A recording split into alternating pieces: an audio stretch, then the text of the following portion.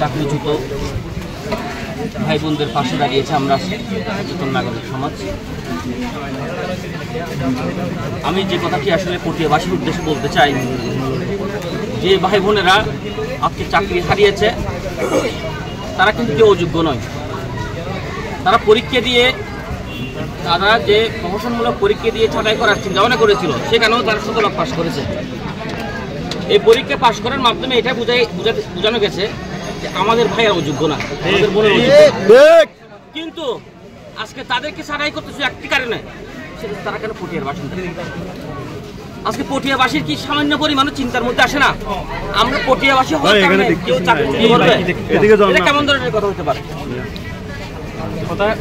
আমরা বিভিন্ন বেসরকারি সবাই জানি, সেখানে একটা বেসরকারি প্রতিষ্ঠান থেকে একটা নির্দিষ্ট এলাকার লোক হওয়ার কারণে থাকার পরেও চাকরি থেকে বরখাস্ত করা, এটা নজিরবিহীন। আমরা এর তীব্র নিন্দা জানাচ্ছি এবং আমার ভাই বোনদের চাকরি যতক্ষণ পর্যন্ত পুনর্বহাল হবে না, আমাদের এই আন্দোলন চলতে থাকবে। আমরা কোনোদিন পিছপা হব না।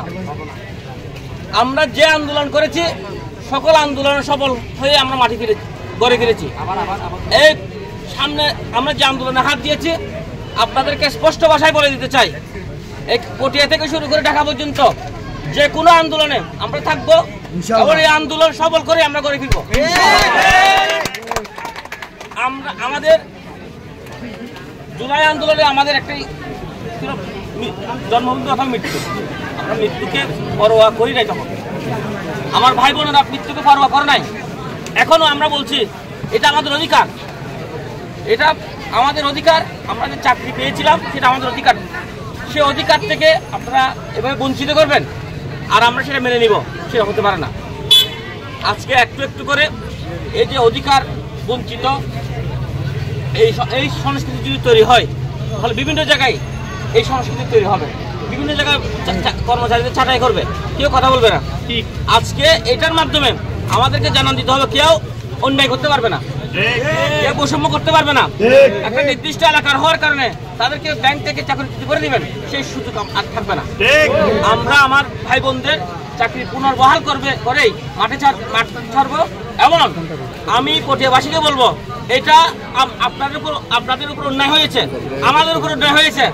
আমরা যদি আজকে ঘরে বসে থাকি, আগামীকালকে আর আপনার পাশে দাঁড়াবে না। আপনারা ঘরে যারা আছেন, আমরা পটিয়া মাঠে আছি, এখান থেকে আমরা ইন্দ্রপুর যাব।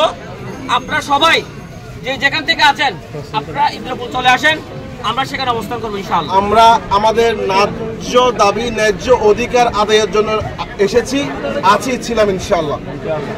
আমরা যারা চাকরিচ্যুত হয়েছি, আমাদের যে অধিকার, যদি আমাদের একটা প্রতিষ্ঠান কর্মচারী ছাড়ার ক্ষেত্রে যে এলিগেশনগুলো থাকে, ওইগুলো যদি ব্যাংক কর্তৃপক্ষ যদি সরাসরিভাবে জানাইতে পারে, আমাদেরকে আশ্বস্ত করে যে আপনারা এই এলিগেশনের অন্তর্ভুক্ত এই অপরাধ করেছেন, তাইলে আমরা অবশ্যই আমাদের চাকরিচ্যুত যে বিষয়টা ছিল, যে দায় ছিল, আমরা মেনে নিব।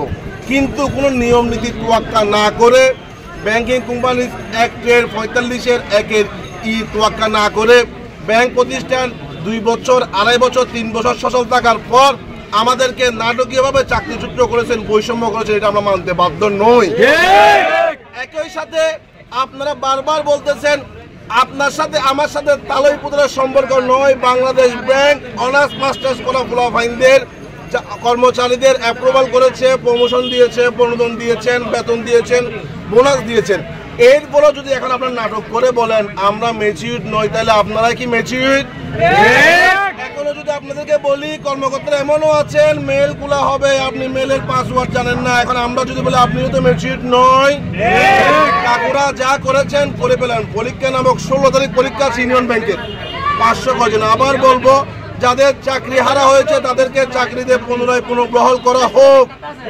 একই সাথে পরীক্ষা নামক যে নাটক করা হচ্ছে 16 তারিখ ইউনিয়ন ব্যাংকের, ওই পরীক্ষা স্থগিত করা হোক। আমরা আইনগতভাবে প্রস্তুত, প্রশাসনিকভাবে প্রস্তুত।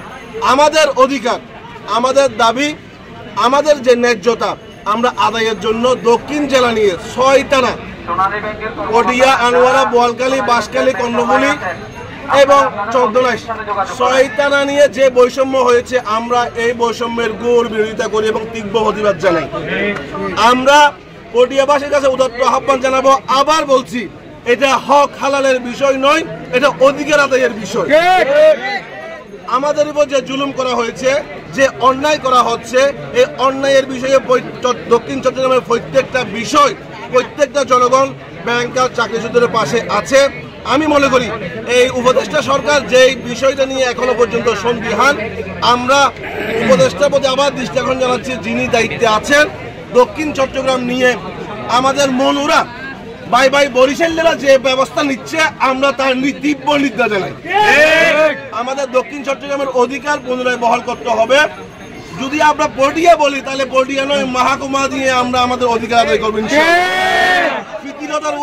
পটিয়া নিয়ে আমরা অধিকার আদায় করবো। আমরা সবাই থাকবেন, সবাই এখানে উপস্থিত থাকবেন।